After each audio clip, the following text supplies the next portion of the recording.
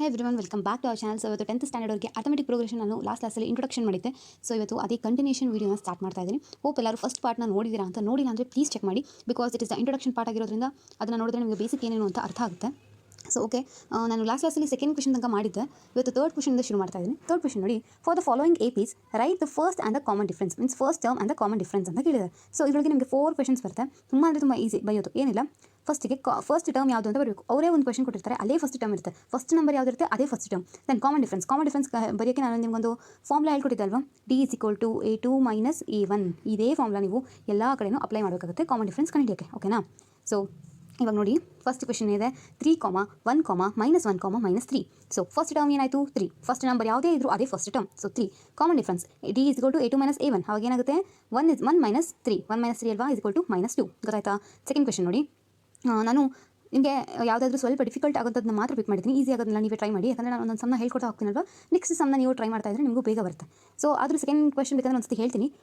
First term ಬಂದುಬಿಟ್ಟು -5 ಬರುತ್ತೆ. So D = A2 - A1 -1 -5 ಮಾಡಿ. ಸೊ ನಿಮ್ಗೆ ಅವಾಗ D ಸಿಗುತ್ತೆ. ಸೊ ಸಿ ನೋಡಿ, ಫಸ್ಟ್ ಟರ್ಮ್ ಏನು A = 1/3. ಅದೇ ಕಾಮನ್ ಡಿಫ್ರೆನ್ಸ್ ಏನಾಗುತ್ತೆ D = A2 - A1. ಏನು A2 - A1 ಅಂದರೆ 5/3 - 1/3. ಸೊ ನಿಮ್ಗೆ ಆನ್ಸರ್ ಬರುತ್ತೆ. ಇಲ್ಲೊಂದು ಸ್ವಲ್ಪ ಇದು ಆಗಿದೆ, ಈ 3 ಇಲ್ಲಿ ಬರಬೇಕು. ಸೊ ಇಲ್ಲಿ ಬರುತ್ತೆ 3. 5 - 1 ಆಗುತ್ತೆ. 5 - 1/3 4/3. ಇದು ಆನ್ಸರ್. ಓಕೆನಾ? ಇಲ್ಲಿ ಬರಬೇಕು 4/3 ಇಸ್ ದ ಆನ್ಸರ್. ಓಕೆನಾ? ನೆಕ್ಸ್ಟ್ ಫೋರ್ತ್ ಕ್ವೆಶ್ಚನ್ ಕೂಡ ನೀವು ಆರಾಮಾಗಿ ಮಾಡ್ಬೋದು. ಅದರೊಳಗೆ ಏನಿಲ್ಲ ಡೆಸಿಮಲ್ ಪಾಯಿಂಟ್ ಇದೆ. ಡೆಸಿಮಲ್ ಪಾಯಿಂಟ್ ಬಂದಾಗ ಚೂರು ಆರಾಮಾಗಿ ಕುತ್ಕೊಂಡು ಯೋಚನೆ ಮಾಡ್ಬಿಟ್ಟು ಬರೀ, ಯಾಕಂದರೆ ನೀವು ಡೆಸಿಮಲ್ ಪಾಯಿಂಟ್ ಹಾಕುವಾಗ ಸ್ವಲ್ಪ ತಪ್ಪು ಮಾಡ್ತೀರಾ, ಅದಕ್ಕೋಸ್ಕರ. ಓಕೆನಾ? ನೆಕ್ಸ್ಟ್ ಈ ಕ್ವೆಶ್ಚನ್ ಎಲ್ಲ ಕೇಳಿದ್ರೆ ನಿಮಗೆ ಕೇಳೋ ಚಾನ್ಸಸ್ ಮಾತ್ರ ತುಂಬ ಕಮ್ಮಿ ಇರೋದು. ಕೇಳಿದ್ರೆ 1 ಮಾರ್ಕಿಗೆ ಕೇಳೋ ಚಾನ್ಸಸ್ ಇದೆ ಅಷ್ಟು. ಅದು ಬಿಟ್ಟು 2 ಮಾರ್ಕ್ಸ್ 3 ಮಾರ್ಕ್ಸ್ಗೆಲ್ಲ ನೋ ವೇಸ್, ಕೇಳೋದೇ ಇಲ್ಲ ಅವರು. ನೆಕ್ಸ್ಟ್ ನೋಡಿ, which of the following are APs? If they form an AP, find the common difference D and write the 3 more terms. So your first question ಏನು, which of the terms are AP? ನೀವು ಒಂದಿಷ್ಟು questions ಕೊಟ್ಟಿದ್ರೆ ಅದರೊಳಗೆ AP ಯಾವುದು ಅಂತ ಕಂಡುಹಿಡಬೇಕು. ಅದು ಅಕಸ್ಮಾತ್ AP ಆಗಿದ್ದರೆ ಅವಾಗ ಏನು ಮಾಡಬೇಕು, ನೀವು ಕಾಮನ್ ಡಿಫ್ರೆನ್ಸ್ನ ಕಂಡು ಹಿಡಿದು ನೆಕ್ಸ್ಟ್ 3 ಟರ್ಮ್ಸ್ನ ಬರೀಬೇಕು ಅಂತ ಹೇಳಿದ್ದಾರೆ. ಸೊ ಫಸ್ಟ್ ಕ್ವೆಶ್ಚನ್ ನೋಡಿ, 2, 4, 8, 16 ಇದೆ. ಸೊ ಕಾಮನ್ ಡಿಫ್ರೆನ್ಸ್ ನೀವು ಇದು APನ ಅಲ್ವಾ ಅಂತ ಚೆಕ್ ಮಾಡೋಕ್ಕೆ ನೀವು A2 - A1, A3 - A2 ಅಥವಾ 16 ಅಂದರೆ A4 - A3 ಈ ಥರ ಮಾಡ್ಕೊಂಡು ಹೋದಾಗ ನಿಮ್ಗೆ ಕಾನ್ಸ್ಟ್ಯಾಂಟ್ ನಂಬರ್ಸ್ ಬಂದರೆ ಅದು AP ಫಾರ್ಮಲ್ ಇದೆ ಅಂತ ಹೇಳ್ಬೋದು. If not it is not in AP ಅಂತ ಹೇಳಬೇಕು. ಸೊ ಈಗ ನೋಡಿ, A2 - A1 ಮಾಡಿದಾಗ 4 - 2 ಬರುತ್ತೆ ಆನ್ಸರ್. A3 - A2 8 - 4 ಬರುತ್ತೆ. ನೆಕ್ಸ್ಟ್ ಸ್ಟೆಪ್ ನೋಡ್ಕೊಳ್ಳಿ, A4 - A3 ಅಂದರೆ 16 - 8 ಎಷ್ಟು 8 ಬರುತ್ತೆ. ಸೊ ಇಲ್ಲಿ ಕಾನ್ಸ್ಟೆಂಟ್ ಆಗಿದೆಯಾ 2, 4, 8 ಈ ಥರ ಬರುತ್ತೆ. ನೋ, ಕಾನ್ಸ್ಟೆಂಟ್ ಆಗಿಲ್ಲ ಅಂದರೆ it is not in the AP ಅಂತ ಬರಬೇಕು. ಓಕೆನಾ? ನೆಕ್ಸ್ಟ್ ನೋಡಿ, ನಾನು ಇದರೊಳಗೆ ಬರೀ 2 ಕ್ವೆಶ್ಚನ್ಸ್ನ ಪಿಕ್ ಮಾಡಿದ್ದೀನಿ. ಒಂದು APಯಲ್ಲಿ ಇರೋದು, ಒಂದು APಯಲ್ಲಿ ಇಲ್ದಿರೋದು. ಓಕೆನಾ? ನಿಮ್ಗೆ ಅವಾಗ ಐಡಿಯಾ ಬರುತ್ತೆ ಹೇಗೆ ಮಾಡಬೇಕು ಅಂತ. ನೆಕ್ಸ್ಟ್ 7th ಕ್ವೆಶ್ಚನ್ ತೊಗೊಂಡಿದ್ದೀನಿ ನಾನು. 0, -4, -8, -12 ಅಂತ ಇದೆ. ಸೊ A2 - A1 ಎಷ್ಟು -4 - 0, ಆಗ ಆನ್ಸರು -4 ಬರುತ್ತೆ. A3 - A2 -8 -4. ಸೊ -8 + 4 = -4 ಬರುತ್ತೆ. A4 - A3 ಏನು -12 -8. ಸೊ -12 + 8 ಬರುತ್ತೆ. ಆನ್ಸರ್ ಬಂದು -4 ಬರುತ್ತೆ. ಸೊ ಇವಾಗ ನೋಡಿ, 4 ಟೈಮ್ಸ್ ಮಾಡಿದ್ರು -4 ಕಾನ್ಸ್ಟ್ಯಾಂಟ್ ಆಗಿ ಬಂದಿದೆ ಅಲ್ವಾ. ಸೊ -4 ಇಸ್ ಅ ಕಾನ್ಸ್ಟ್ಯಾಂಟ್ ಇಲ್ಲಿ ಬರುತ್ತೆ ನೋಡಿ. -4 is constant, therefore the sequence is an AP. So ನೀವು ಆನ್ಸರ್ ಫೈನಲ್ ಎಕ್ಸಾಮಲ್ಲಿ ಬರೆಯುವಾಗ, ಅದು ಫೈನಲ್ ಎಕ್ಸಾಮ್ ಒಂದೇ ಅಂತಲ್ಲ, ನೀವು ಯಾವ ಎಕ್ಸಾಮೇ ಬರೀತಿದ್ರಿ ಈ ಥರ ಲಾಸ್ಟ್ ಕನ್ಕ್ಲೂಷನ್ ಬರೀಲೇಬೇಕು. ಸೊ ಇದೆಲ್ಲ ಕೌಂಟ್ ಆಗುತ್ತೆ ನಿಮಗೆ. If you are scoring 100 out of 100 ನೀವು ಬೇಕು ಅಂತ ಅಂದರೆ ನೀವು ಇದನ್ನೆಲ್ಲ ಬರೀಲೇಬೇಕು. ಇದನ್ನ ಕೌಂಟ್ ಆಗೇ ಆಗುತ್ತೆ. ಓಕೆನಾ? ನೆಕ್ಸ್ಟ್ ಈಗ ಅವ್ರು ಹೇಳಿದಾರಲ್ವ, ನೆಕ್ಸ್ಟ್ 3 ಟರ್ಮ್ಸ್ನ ಫೈಂಡ್ ಔಟ್ ಮಾಡಿ ಅಂತ. ಇವಾಗ ನೆಕ್ಸ್ಟ್ ಮಾಮೂಲಿ A5, A6, A7 ಹೇಗೆ ಫೈಂಡ್ ಔಟ್ ಮಾಡ್ತೀರಾ? A5 ಅಂದರೆ ಹೇಗೆ A + 40, A6 ಅಂದರೆ A + 50, A7 ಅಂದರೆ A + 60 ಈ ಥರ ಹಾಕ್ಬಿಟ್ಟು ಇದನ್ನ ಫೈಂಡ್ ಔಟ್ ಮಾಡ್ಕೊಂಡು ಹೋಗಬೇಕು ನೀವು. ನೆಕ್ಸ್ಟ್ ಮೇನ್ ನೋಡಿ, ನಾನು ಎಕ್ಸಸೈಸ್ 1.1 ಮುಗೀತು ಇಷ್ಟರೊಳಗೆ. ನೆಕ್ಸ್ಟ್ ನಾನು 1.3 ಸ್ಟಾರ್ಟ್ ಮಾಡಿದ್ದೀನಿ. 1.3 ಒಳಗೆ 20 ಸಮ್ಸ್ ಇದೆ. ಸೊ 20 ಸಮ್ಸ್ ಇದೆ. ನಾನು ಇದನ್ನು ಹೇಗೆ ಪಾರ್ಟ್ ಮಾಡಿದ್ದೀನಿ ಅಂತ ನಾನು ನಿಮ್ಗೆ ಲಾಸ್ಟಿಗೆ ಹೇಳ್ತೀನಿ. ಫಸ್ಟ್ ಇವಾಗ ಎಷ್ಟಿದೆ ಅಂತ ಹೇಳ್ಕೊಡ್ತೀನಿ. ಓಕೆನಾ? ಫಸ್ಟ್ ಮೇನ್ ನೋಡಿ, fill in the blanks in the following table given that A is the first term, D is the common difference and the nth term of the AP. So ನಿಮಗೊಂದು exercise 1.2 ಅಲ್ಲಿ ಒಂದು table ಕೊಟ್ಟಿದ್ದಾರೆ ಅವರು. ಹೌದಾ? ನಿಮ್ಮ text ಬುಕ್ಕಲ್ಲಿ ನೀವು observe ಮಾಡಿದ್ರೆ ಕಾಣುತ್ತೆ. ಒಂದು ಟೇಬಲ್ ಇದೆ. ಒಂದು ಟೇಬಲಲ್ಲಿ 5 ಸಮ್ಸ್ ಇದೆ. 5 ಸಮ್ಸಲ್ಲಿ ನಾನಿಲ್ಲಿ 3 ಸಮ್ಸ್ನ ಮಾಡಿದ್ದೀನಿ. ಇನ್ನು 2 ಸಮ್ಸ್ ನೀವು ಮಾಡಬೇಕು. ಓಕೆನಾ? ನೋಡಿ, ಇಲ್ಲಿ A = 7, D = 3, N = 8. ಏನೇನು ನಾರ್ಮಲ್ ಏನು formula hockey, N = A + N - 1 × D, N = 7 + 8 - 1 × 3, N = 7 + 7 3 = 21. So N = 21 + 28 is 21 + 11 = 28. So ಏನು ಸಿಗ್ತಾ is 28. ಇದು ನಿಮ್ಗೆ ಆನ್ಸರ್ ಈ ಥರ ಸಿಕ್ಕಿದ ತಕ್ಷಣ ಒಂದು ಬಾಕ್ಸ್ ಹಾಕ್ಬಿಡಿ ಅದಕ್ಕೆ. ಓಕೆನಾ? ಇನ್ವಿಜಿಲೇಟರ್ ಇಲ್ಲಿ ಆನ್ಸರ್ ನೋಡಿದ ತಕ್ಷಣ ಟಿಕ್ ಹಾಕ್ತಾರೆ. ನೀವು ಅಕಸ್ಮಾತ್ ಇಲ್ಲೆಲ್ಲಾದರೂ ಒಂದು ಮಿಸ್ಟೇಕ್ ಮಾಡಿದ್ರು ನಿಮಗೆ ಮಾರ್ಕ್ಸ್ ಕಟ್ ಆಗಲ್ಲ ಅವಾಗ. ಓಕೆನಾ? ನೆಕ್ಸ್ಟ್ A = -18, D = ಗೊತ್ತಿಲ್ಲ. ನಾವು ಇವಾಗ ಏನು ಫೈಂಡ್ ಔಟ್ ಮಾಡಬೇಕು? D. We have to find the D. ಓಕೆನಾ? N = 10, N = 0. So N = A + N - 1 × D, 0 = -18 + 10 - 1 × D, 0 + 18 ಆ ಕಡೆ ಅದನ್ನ ಶಿಫ್ಟ್ ಮಾಡಿದ್ರೆ ಪ್ಲಸ್ ಆಗುತ್ತೆ. +18 = 90, 18/9 = 8, D = 2. ನಮಗೆ ಇವಾಗ D ಸಿಗ್ತಾ. ಸೊ ಇವಾಗ ನಾವೇನು ಮಾಡಬೇಕು? D ಒಂದು ಬಾಕ್ಸ್ನ ಹಾಕಬೇಕು. ಸೊ ಇಲ್ಲಿ ಸ್ವಲ್ಪ ಇದು ಕರೆಕ್ಟಾಗಿ ಬರಲ್ಲ ಇಷ್ಟೊಂದು.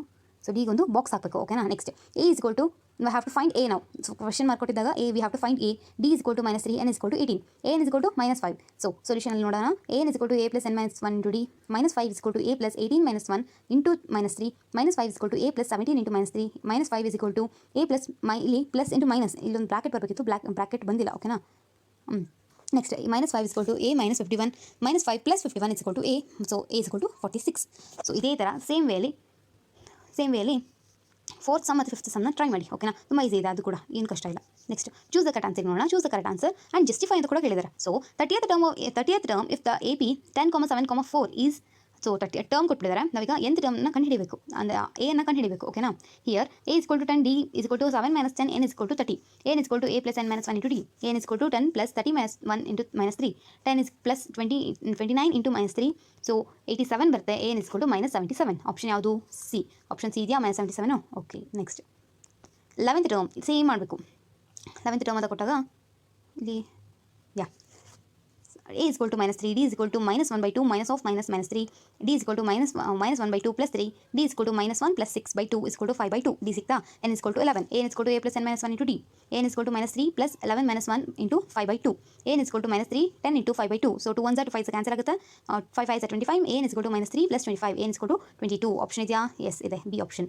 ನೆಕ್ಸ್ಟ್ ಥರ್ಡ್ ಮೀನ್ ನೋಡಿ. In the following APs, so in the following APs ಇಲ್ಲಿ ಕೂಡ ಒಂದು ಬಾಕ್ಸ್ ಥರ ಬರುತ್ತೆ ನಿಮಗೆ ಅಲ್ವಾ, ಚಿಕ್ಕ ಬಾಕ್ಸ್ ಬರುತ್ತೆ. ಫಸ್ಟ್ ಕ್ವೆಶ್ಚನ್ ನೋಡಿ, 2, ಇಲ್ಲಿ box 26, a is equal to 2, a3 is equal to a plus 2d is equal to 26, 2 plus 2d is equal to 26, 2d is equal to 26 minus 2, 2d is equal to 24, d is equal to 24/2, d is equal to 12. So ನಮಗೆ common difference ಸಿಕ್ತು. a2 is equal to a plus d, 2 plus 24, 12 is equal to 14, so a2 is equal to 14. Second question ನೋಡಿ. First term ಗೊತ್ತಿಲ್ಲ, third term ಗೊತ್ತಿಲ್ಲ, second term ಮಾತ್ರ ಕೊಟ್ಟಿದ್ದಾರೆ a2, fourth term ಏನು 3, so n is equal to a plus n minus 1 into d, a2 is equal to a plus 2 minus 1 into d, 13 is equal to a plus 1, a plus d. ಓಕೆನಾ. ಇದನ್ನು first equation ಥರ ತೊಗೊಳ್ಳೋಣ. Next a4 is equal to a plus 4 minus 1 into d, so 3 is equal to a plus 3d, ಅದು second equation ಆಗುತ್ತೆ. So let's take first and second equation. a plus d ಈ ಕಡೆ ಇರೋ a ಮತ್ತು 3d ಈ ಕಡೆ ಬಂದಾಗ minus ಆಗುತ್ತೆ, -a minus 3d, so is equal to 13 minus 3, -2 is equal to 10, d is equal to -5, 13 is equal to a plus d, 13 is equal to a minus 5, 18 is equal to a. So a ಅವ್ರು ಏನು ಹೇಳಿದಾರೆ ನಮಗೆ, a3ನ ಕಂಡು ಹಿಡಿಬೇಕು ನಾವು. So a3 is equal to a plus 2d, a3 is equal to 18 plus 2 into -5, a3 is equal to 18 minus 10, a3 is equal to 8. ಓಕೆನಾ. Next fourth mean, which term of the AP 3, 8, 13, 18 is 78. So ಏನಿಲ್ಲ, ಎಲ್ಲ ಕೊಟ್ಟಿದ್ದಾರೆ. First ಏನು given ಅಂತ must and should ಆಗಿ ಬರೀಬೇಕು. Next a is equal to a plus n minus 1 into d, 78 is equal to 3 plus n minus 1 into 5, 78 minus 3 is equal to 5n minus 5, 75 is equal to 5n minus 5, 75 plus 5 is equal to 5n is equal to, next 80 is equal to 5n, 80/5 is equal to n, so n ಎಷ್ಟಾಯಿತು? 16 ಆಯಿತು. So same ಮೆಥಡಲ್ಲಿ fifth sem ಇದೆ. ಇದನ್ನು ಹೇಗೆ ಮಾಡಿದ್ದೀವಿ, ಇದು ಹಾಗೆ ಮಾಡಬೇಕು. ಇಲ್ಲಿ ಕೂಡ ಏನು ಕೊಟ್ಟಿದ್ದಾರೆ, ಇಲ್ಲೂ ಏನು ಕೊಟ್ಟಿದ್ದಾರೆ. ಓಕೆನಾ. ಒಂದ್ಸತಿ ಟ್ರೈ ಮಾಡ್ತೀರಾ ಇದನ್ನು. ನೆಕ್ಸ್ಟ್ ನೋಡಿ, 6th sum, check whether -150 is a term of the following AP 11, 8, 5, 2 ಅಂತ ಇದೆ. ಸೊ ಇದು ಯಾವುದು? 6th sum ಅಲ್ವಾ. ನೋಡಿ ಇವಾಗ ಒಂದೊಂದೇ ಸ್ಟೆಪ್ನ ಹೇಳ್ಕೊಡ್ತೀನಿ, ನೀವು ಟ್ರೈ ಮಾಡಿ, ಯಾಕಂದರೆ ನಿಮಗೆ ಟ್ರೈ ಮಾಡಿದಾಗ ಇನ್ನೂ ಬೇಗ ಗೊತ್ತಾಗುತ್ತೆ. a is equal to ಏನು? a is equal to 11, d is equal to 8 minus 11, ಹೌದಾ. d is equal to ಎಷ್ಟಾಯಿತು? -3. So formula hockey, a n is equal to a plus n minus 1 into d, ಹೌದಾ. ಇವಾಗ ಏನು 150, ಸಾರಿ ಒಂದು ನಿಮಿಷ ರೀ, ಏನಂದರೆ -150, ಸೊ ಇಸ್ ಈಕ್ವಲ್ ಟು ಹೀಗೂ ಬರಿಬೋದು, ಅಥವಾ ಫಸ್ಟ್ ಇದನ್ನು ಬರ್ಕೊಂಡು ಆಮೇಲೆ ಕೂಡ ಬರಿಬೋದು.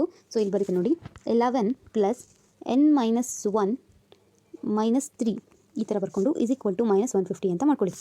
ಸೊ ಏನಾಗುತ್ತೆ, 11 ಪ್ಲಸ್ ಇಲ್ಲಿ 14 ಆಗುತ್ತೆ, -3n ಆಗುತ್ತೆ. ಸೊ ಸ್ವಲ್ಪ ಜಾಗ ಕಮ್ಮಿ ಆಗುತ್ತೆ ಅಲ್ವಾ ಇಲ್ಲಿ.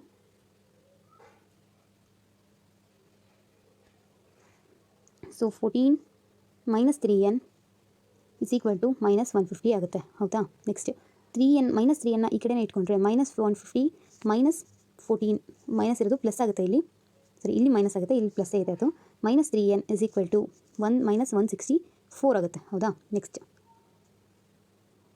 n is equal to -164/-3. So ಇವಾಗ -164 -3ನ 52/3 ಅಂತ ಹೀಗೆ ಬರಿತೀವಿ. ಸೊ ಈ ಥರ ಆನ್ಸರ್ ಬರುತ್ತೆ ನಿಮಗೆ. N has a natural number ಅಲ್ವಾ, ಎನ್ನಿಗೆ ಯಾವಾಗಿದ್ರೂ ನ್ಯಾಚುರಲ್ ನಂಬರ್ ಇರುತ್ತೆ. ಸೊ ಫ್ರಾಕ್ಷನ್ ಥರ ಇದ್ದರೆ no, it is a wrong, it is not in the form of A P ಅಂತ ನಾವು ಬರೀಬೇಕು. ಅರ್ಥ ಆಯ್ತಾ? ಅರ್ಥ ಆಗಿಲ್ಲ ಅಂದರೆ ಹೇಳಿ, ನಾನು ಇನ್ನೊಂದು ಸತಿ ನಿಮಗೆ ಟೈಪಿಂಗಲ್ಲೇ ತೋರಿಸ್ತೀನಿ. ಓಕೆನಾ. Next find the 31st term of the A P whose 11th term is 38 and the 16th term is 73 ಅಂತ ಹೇಳಿದ್ದಾರೆ. ಸೊ ನಾನು ನಿಮಗೆ ಹೇಗೆ ಬರ್ಕೋಬೇಕು ಇದನ್ನು ಅಂತ ಹೇಳ್ಕೊಡ್ತೀನಿ. ಅದಕ್ಕೋಸ್ಕರ ನಾನು ಈ ಕ್ವಶನ್ನ ಟೈಪಿಂಗ್ ಮಾಡಿಲ್ಲ. ಸೊ ನೋಡಿ, find the 31st term of the A P. So ನಾವು ಏನು ಫೈಂಡ್ ಔಟ್ ಮಾಡಬೇಕು? 31st A31 ಏನು ಅಂತ ನಮಗೆ ಗೊತ್ತಿಲ್ಲ. ಓಕೆನಾ. So of an A P whose 11th term is 38 ಅಂದರೆ 11th ಟರ್ಮ್ ಏನಿದಲ್ಲ ಅದು 38 ಆಗಿದೆ ಅಂತೆ. Next 16th term is 73. So 16th term 73. ಈ ಕ್ವಶನ್ ತುಂಬ ಇಂಪಾರ್ಟೆಂಟ್ ಕ್ವಶನ್ ಅಂತ ಹೇಳ್ತೀನಿ ನಾನು. ಯಾಕಂದರೆ ಎಕ್ಸಾಮಲ್ಲಿ ಇದೇ ಥರ ಕ್ವಶನ್ಸ್ ಕೇಳ್ತಾರೆ. ಸ್ವಲ್ಪ ಆ ಕಡೆ ಎಕ್ಸೀಡಿಂಗ್, ಸಕ್ಸೀಡಿಂಗ್ ಈ ಥರ ಎಲ್ಲ ಸ್ವಲ್ಪ ವರ್ಡ್ಸ್ ಹಾಕ್ಬಿಟ್ಟು ಕೇಳ್ತಾರೆ ನಿಮಗೆ. ಬಟ್ ಇದೇ ಥರ ಕ್ವಶನ್ಸೇ ಕೇಳೋದು. ಸೊ ನಮಗೆ ಇವಾಗ ಏನೇನಿದೆ ಅಂತ ಗೊತ್ತಾಯ್ತಾ? ಗಿವನ್ ಏನು? ಇವೆರಡು ಗಿವನ್, ಇದನ್ನು ನಾವು ಫೈಂಡ್ ಔಟ್ ಮಾಡಬೇಕು. ಓಕೆನಾ. A11 ನೋಡಿ, A11 ನಾವು ಏನು ಬರೀಬೋದು? A11 is equal to A plus 10D ಅಂತ ಬರೀಬೋದಲ್ವಾ. A11 ಅಂದರೆ ಏನು? 38. So 38 is equal to A plus 10D. ಹೌದಾ. ಈಗ ಅದೇ ನೋಡಿ A16 ಹೇಗೆ ಬರೀಬೋದು? A ಪ್ಲಸ್ 15D ಅಲ್ವಾ. ಸೊ ಅದೇನು 73 ಆಗಿದೆ. A16 ಅದು 73 ಪ್ಲಸ್ 15D. ಇವಾಗ ಏನಿಲ್ಲ, ಎಷ್ಟು ಸಿಂಪಲ್ ಆಗಿದೆ ಅಂದರೆ ಇದು 73 plus A plus 50. 73 is equal to A plus 15D ಇದೊಂದು ಈಕ್ವೇಷನ್ ಆದರೆ 38 is equal to A plus 10D ಇದೊಂದು ಈಕ್ವೇಷನ್. ಸೊ ಇವೆರಡೂ ನಾವು ಎಲಿಮಿನೇಷನ್ ಮೆಥಡ್ ಮಾಡ್ಕೊಂಡು ಹೋಗಬೇಕು. So A plus 10D is equal to 38. ಹೌದಾ. A plus 15D is equal to ಎಷ್ಟು? 73. So ನಾವೀಗ ಮೈನಸ್ ನೀವು ಇದನ್ನು 9th ಸ್ಟ್ಯಾಂಡರ್ಡಲ್ಲಿ ಕಲ್ತಿರ್ತೀರ. ಸೊ ಮೈನಸ್ ಇದು ಕ್ಯಾನ್ಸಲ್ ಆಗುತ್ತೆ A. ಸೊ ಇಲ್ಲಿ ಪ್ಲಸ್ 5 ಉಳ್ಕೊಳ್ಳುತ್ತೆ. 5D ಇಸ್ ಈಕ್ವಲ್ ಟು 73ಯಲ್ಲಿ 38 ಹೋದರೆ 35 ಬರುತ್ತೆ. ಹೌದಾ. ಇವಾಗ ನೋಡ್ಕೊಳ್ಳಿ ನಿಮಿಷ. D is equal to minus 35 by minus 5 is equal to 5 1 5 7 D is equal to ಎಷ್ಟಾಯಿತು? 7 ಬರುತ್ತೆ. D 7 ಸಿಕ್ತು. ಇವಾಗ D 7 ಸಿಕ್ಕ ತಕ್ಷಣ ಯಾವುದಾದ್ರೂ ಒಂದು ಈಕ್ವೇಷನ್ನ ತೊಗೊಳ್ಳಿ. ಯಾವುದಾದ್ರೂ ಒಂದು ಈಕ್ವೇಷನ್ನ ತೊಗೊಂಡು D ಜಾಗದಲ್ಲಿ ಇಷ್ಟು ಬಂತು 7ನ ಹಾಕಬೇಕು. ನೋಡಿ ಇಲ್ಲಿ 7 10 70 ಬರುತ್ತೆ. 70 ಮೈನಸ್ 38 ಬಂದಾಗ ನಿಮಗೆ ಮೈನಸ್ 32 ಆನ್ಸರ್ ಬರುತ್ತೆ. If you answer is minus 32 then you are correct. ಇಲ್ಲ ಅಂದರೆ ಎಲ್ಲೋ ಒಂದು ಕಡೆ ತಪ್ಪು ಮಾಡಿರ್ತೀರ, ಚೆಕ್ ಮಾಡಿ. ಸೊ ನಮಗೆ A ಮತ್ತು A ಸಿಗುತ್ತೆ. ಅವಾಗ A ಎಷ್ಟು ಸಿಗುತ್ತೆ ನಮಗೆ? ಮೈನಸ್ 32 ಸಿಗುತ್ತೆ ಅಂತ ಹೇಳಿದೆ ಇವಾಗಷ್ಟೇ. D ಎಷ್ಟು ಸಿಗುತ್ತೆ? 7 ಸಿಗುತ್ತೆ. ಸೊ ಇದು ಸಿಕ್ಕಾದ್ಮೇಲೆ A31ನ ಫೈಂಡ್ ಔಟ್ ಮಾಡಿ ಅಂತ ಕೇಳಿದರೆ, ಇಷ್ಟು ಸಿಕ್ಕಾದ್ಮೇಲೆ ಮರ್ತು ಬಿಡಬಾರ್ದು. Find out the A31st A P ಕೇಳಿದರೆ A ಪ್ಲಸ್ 30D ಆಗುತ್ತೆ. A ಪ್ಲಸ್ 30D A ಅಂದರೆ ಎಷ್ಟು? ಮೈನಸ್ 32 ಹೌದಾ. ಪ್ಲಸ್ 30 ಇಂಟು 7 ಇದನ್ನು ನೀವು ಈಕ್ವೇಷನ್ ಮಾಡ್ಕೊಂಡು ಹೋದರೆ ನಿಮಗೆ A31 ಸಿಗುತ್ತೆ. ಓಕೆನಾ. Next an AP consist of 50 terms of which third term is 12 and last term is 106. So ನಾನು ಇವಾಗ ಏನು ಹೇಳ್ಕೊಡ್ತೀನಿ ನಿಮಗೆ ಸೇಮ್ ಇದು ಅದೇ ಕ್ವೆಶನ್. ಇಲ್ಲಿ ಸ್ವಲ್ಪ ಉಲ್ಟಾ ಕೇಳಿದ್ರೆ ಅಷ್ಟೇ. an AP consist of 50 terms. ಒಂದು APಯಲ್ಲಿ 50 ಟರ್ಮ್ಸ್ ಇದೆ ಅಂತೆ. Which is third term is 12. Third term ಏನು 12 ಆಗಿದೆ. And last term is 106. So first ಏನು ಹೇಳಿದ್ದಾರೆ ಅವರು? ಕನ್ಸಿಸ್ಟ್ ಆಫ್ 50 ಟರ್ಮ್ಸ್ ಅಂತ ಹೇಳಿದಾರಲ್ವಾ. So A50 is equal to 106. So ಇದಕ್ಕೂ A3 ಅಂದರೆ A ಪ್ಲಸ್ 2D ಹೀಗೆ A ಪ್ಲಸ್ 49D. ಆಮೇಲೆ ಏನು ಮಾಡಬೇಕು? ಎಲಿಮಿನೇಷನ್ ಮೆಥಡ್ ಮಾಡಬೇಕು. ಎಲಿಮಿನೇಷನ್ ಮೆಥಡ್ ಮಾಡಿದಾಗ A ಮತ್ತು D ಸಿಗುತ್ತೆ. D ಸಿಕ್ಕಾದ್ಮೇಲೆ ಫೈಂಡ್ ದ 29th ಟರ್ಮ್ ಅಂತ ಹೇಳಿದರೆ A ಪ್ಲಸ್ 28D ಅಂತ ಮಾಡಿದ್ರೆ ನಿಮಗೆ 29th ಟರ್ಮ್ ಸಿಗುತ್ತೆ. ಅರ್ಥ ಆಯ್ತಾ? ಓಕೆ, ಇವಾಗ ಹೇಳ್ತೀನಿ ನೋಡಿ, ಕೇಳಿಸ್ಕೊಳ್ಳಿ. ಸೊ ಅಥಮೆಟಿಕ್ ಪ್ರೋಗ್ರೆಷನ್ ಒಂದು ದೊಡ್ಡ ಚಾಪ್ಟರ್ ಅಂತ ನಾನು ಹೇಳಿದ್ದೀನಿ ಅಲ್ವಾ, ಬಿಗ್ ಚಾಪ್ಟರ್. ಆ್ಯಂಡ್ ಇದಕ್ಕೆ ಆಲ್ಮೋಸ್ಟ್ ಇಲ್ಲಿವರೆಗೂ ನೋಡಿದಾಗ ಅಟ್ಲೀಸ್ಟ್ 9 ಮಾರ್ಕ್ಸ್ ಆದರೂ ವೆಯ್ಟೇಜ್ ಇರುತ್ತೆ. ಮಾರ್ಕ್ಸ್ ಓಕೆನಾ.